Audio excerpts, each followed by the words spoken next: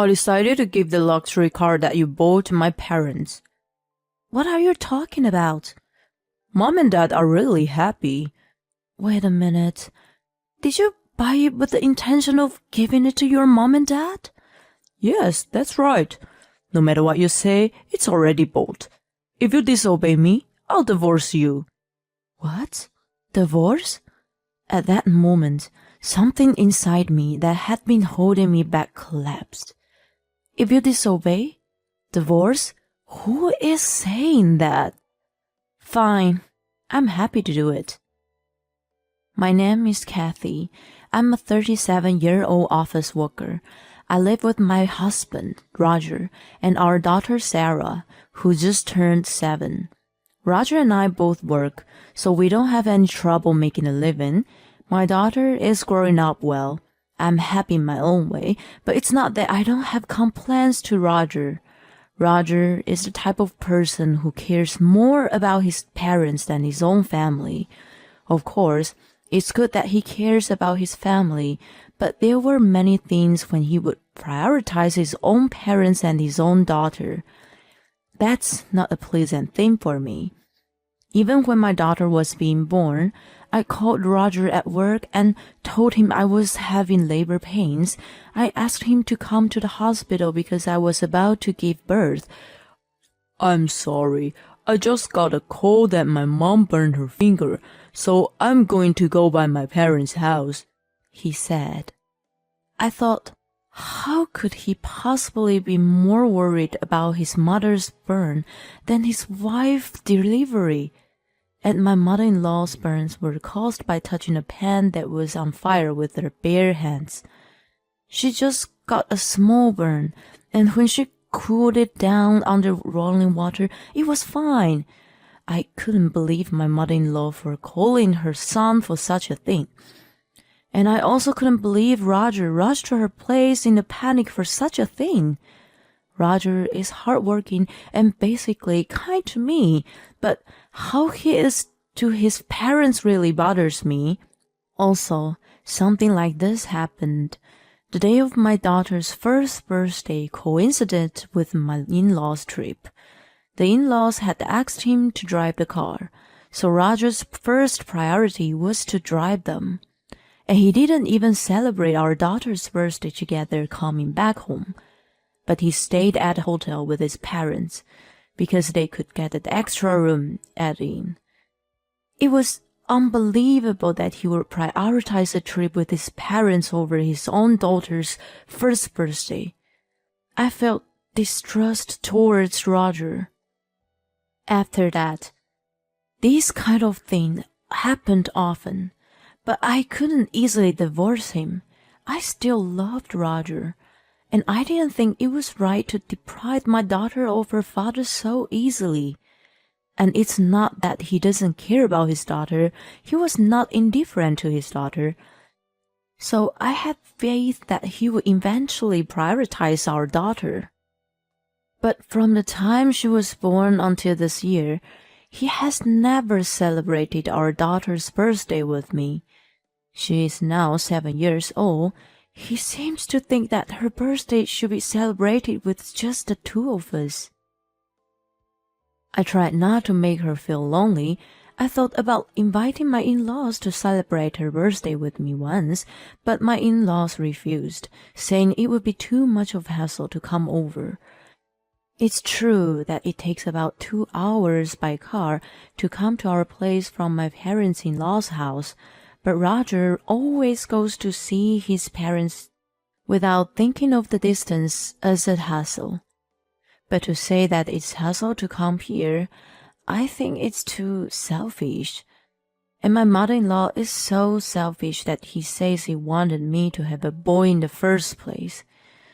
And she doesn't love our daughter at all. I told you that I want a boy, so why did you disobey me? I couldn't believe my ears when she said these words. I don't think you can choose the sex of your child, and I don't think it's that important to have a boy in the first place. It's not that Roger's family is a famous family. It's just that my mother-in-law is old-fashioned and insists on having a boy. The only reason Roger doesn't celebrate our daughter's birthday with us is partly because he's trying to please his mother. Roger is more concerned about his parents than anything else. He can't seem to disobey anything his mother says. When Roger took me to her New Year's family gathering at my parents-in-law's house, she said a lot of things to me. My mother-in-law seems to enjoy bullying me, not only about not having a boy, but she also picked on me about other things. Kathy, why can't you do things more quickly? Look, there's someone with an empty cup. Why don't you pour a drink? My mother-in-law used me like I was working in a brothel. She made fun of me in front of the relatives. My son is really great, but his wife is a disaster. Her job is just a simple office work, entering data. I wonder how she can keep doing that and not get tired of it. I've told her many times that my job is not data entering, but engineering. But my mother-in-law doesn't understand me at all. Besides, data entry is a great job too. I don't understand why she denies it. I'm sure she can see our daughter, but she ignores her. She gives New Year's gifts to other relatives' children, but not to our daughter. And I'm angry at Roger, who doesn't stop her at all. His daughter is being mistreated, and his wife is being mistreated like a fool. I don't know why he's laughing at what his mother says. He even says, "My wife is not good without me." He's trying to act cool in front of the relatives. I didn't want to deprive our daughter of her father, so I tried to be patient, but I gradually lost my love for Roger. Then one day, Roger asked me for a favor. "Actually, there's something I want to buy." "What is it?" "A car." "What? A car?" I was surprised. Roger was never interested in cars or anything like that. "Why, all of a sudden?" "I just thought I could get a new one for a change. You know, I drive to my parents' house all the time, so I thought I'd like to freshen it up. We live close to a supermarket, and I don't drive that much. I'm not interested in cars, so I thought I'd leave it to Roger." "Well, it's up to you. You're the main user of the car." Roger looked happy, and then continued with a slightly apologetic look on his face. "Oh, here's the thing. I'll choose the car, and I'd like you to pay for it." Roger wants a car for himself, but he can't afford to buy one himself. He wants me to pay for it. In fact, my salary supports the family's finances, and I don't expect Roger's salary to do so. When I was on maternity leave, Roger did not contribute his salary to the household, so I immediately resumed work right after giving birth. But I'm an engineer, so I talked to the company about allowing me to work remotely from home. I work while raising our daughter when she was little. I thought it was selfish of Roger, who spends his salary mainly on himself, to make me pay for a new car. But when he's in good mood, he often takes care of our daughter, so I decided to allow him to do so. "Okay." "You sure? Thank you." Roger was so happy that he started looking at catalogs and researching on the internet. I'm the one who pays for it, so I warmed him though. "Since there will only be 3 of us, it doesn't have to be a big car." "Yeah, I know." Roger was just humming along my words. I didn't know if he was listening or not, and he went to the car store every now and then talked to the dealer. About 2 weeks later, Roger said he was going to buy the car. He took me to the store. Roger was so excited. I sat down and waited for him to tell me what to do. And here comes the dealer. Here's his car and the contract. I was surprised to see the car that the dealer had prepared for us. It was a large luxury minivan. Oh my God! Are we buying this? Oh yeah, it's nice. I'm really excited. Wait a minute. I don't think we need it at all.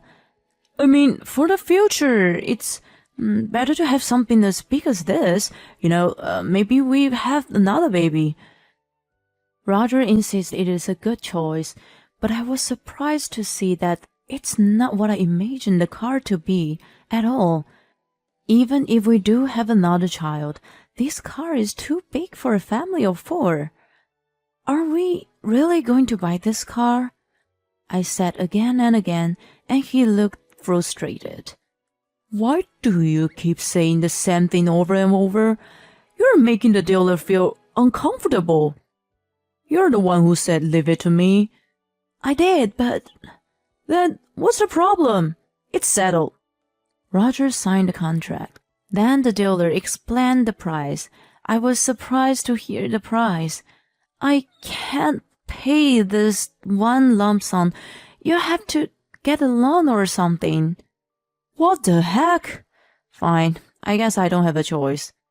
Roger insisted on signing the contract in his own name. So we took out a loan. From now on, I would put the money into Roger's account and make the payments on the car loan. We bought the car in this way. Later, the car arrived at our house. Whoa, it's so cool. Roger was so excited when he saw the car. I thought, well, if he's happy with it, why not? Then something unexpected happened. It happened on a weekend.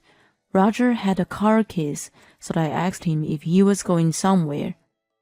Oh, where are you going? To my mom and dad's. All right. He's leaving our daughter behind to visit his parents again. You're going in that car, aren't you? And then Roger happily said something I didn't expect. Yes, that's right. I've decided to give the luxury car you bought to my parents as a present. What are you talking about? Mom and Dad are really happy with it. Of course I'm going to drive it in every time we go out. Wait a minute. You bought it as a gift for your mom and dad at the first place. Yes, I did. You're kidding, right? You said you wanted it, so I agreed to buy it. That's why. I knew if I told you from the start that I was buying it for my parents, you're never allowed it. Of course not. It's crazy that you would put your own parents first to the extent. No matter what you say, I already bought it. It's in my name, and I get to do it with what I want. If you disobey me, I'll divorce you. Divorce? At that moment, something inside me that had been holding me back collapsed. I had my complaints toward Roger, but my rational mind was telling me not to get divorced because of our daughter. And even thought Roger puts his own parents first, I thought he also cared about his own family, me and our daughter. But he could easily cut us out of his life for his parents. How is that possible? Divorce? If I disobey? Who the hell does he think he is? I'll show him that he's the one in trouble. Fine. Let's have the divorce. What? I don't want you around anymore. Go back to your mother and father, Mama's boy. I tried to provoke him. And just as I had planned, Roger's face turned red and he became angry. What? You're making fun of me, aren't you? Fine, then let's get a divorce right now. I'll go get the divorce papers. Roger sniffed and went to the city office. While he was there, I started packing my stuff. I called my parents, explained the situation, and asked them to pick me up. I told my daughter to pack her things too. Meanwhile, Roger came back. I've got it. Sign it quickly. Roger had filled out the form at the city office, and it was signed in a very dark handwriting that looked like it was written out of an anger. I signed my part without hesitation. Well, I'll file it. So why don't you just go? I'm going even if you don't tell me to. You are really such a terrible wife, you know that? Roger led with his footsteps making loud noises. Why did I stay married to such a person for so long? If I had to do this, I should have left him sooner. But it's no use regretting it. I'm grateful that I was able to leave him, and from now on, I will do my best as a single mother. A few minutes after Roger left, my parents arrived. We cooperated and finished packing our belongings. We loaded them into my parents' car and went home. In the meantime, I filed the divorce papers and my divorce from Roger was finalized. It was just a piece of paper.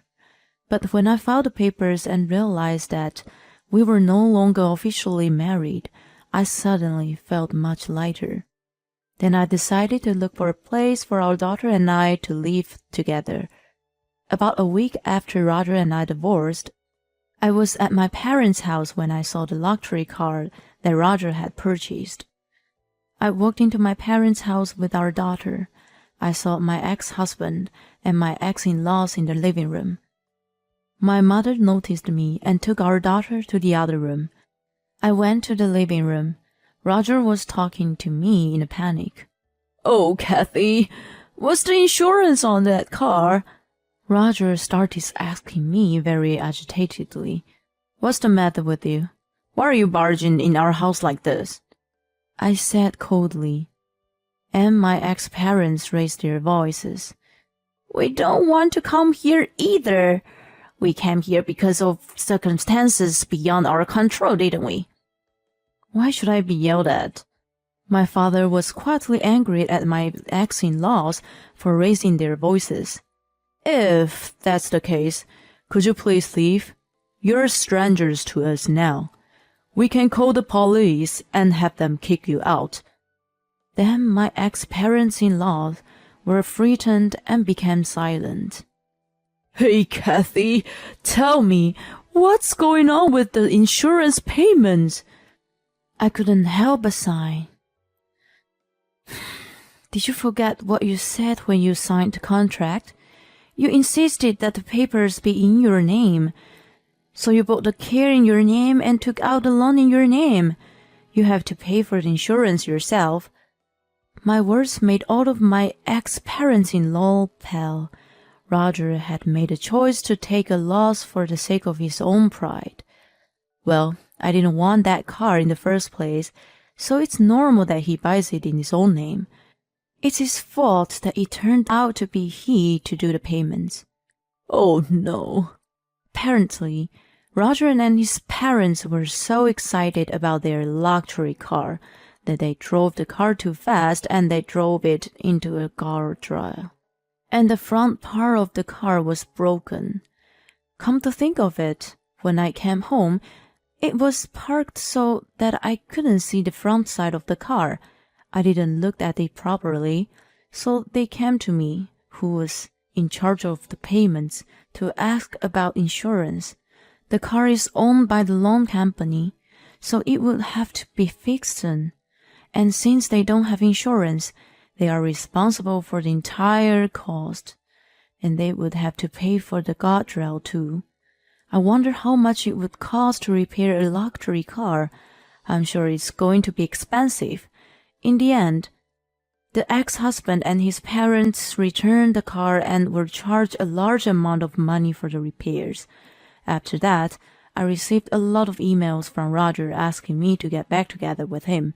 One of the messages said that they couldn't afford to pay their rent and utility bills. He moved back to his parents because of that. However, it seems that Roger's parents were really hard on my ex who was driving the car. Now he doesn't want to stay at home because of their attitude. But he can't live alone because he has a lot of debts. Roger is still insisting that he wants to see our daughter after all this time. I think that's too selfish, and I'm not going to allow it. I keep ignoring his emails. Of course, I didn't tell him about the new house that I and our daughter live in. The only thing I was worried about was whether our daughter would miss him. However, to my surprise, she doesn't seem to mind at all and seems to be enjoying her life. I will continue to work hard to protect our daughter's life. I don't think you should put your own parents before your own daughter. And while having your wife pay and giving the car as a gift to your parents, that's quite impossible. Well, he destroyed himself, so he really deserved it. I hope Kathy and her daughter have a happy life together. Thank you for watching to the end. Please subscribe to our channel if you like. See you in the next video.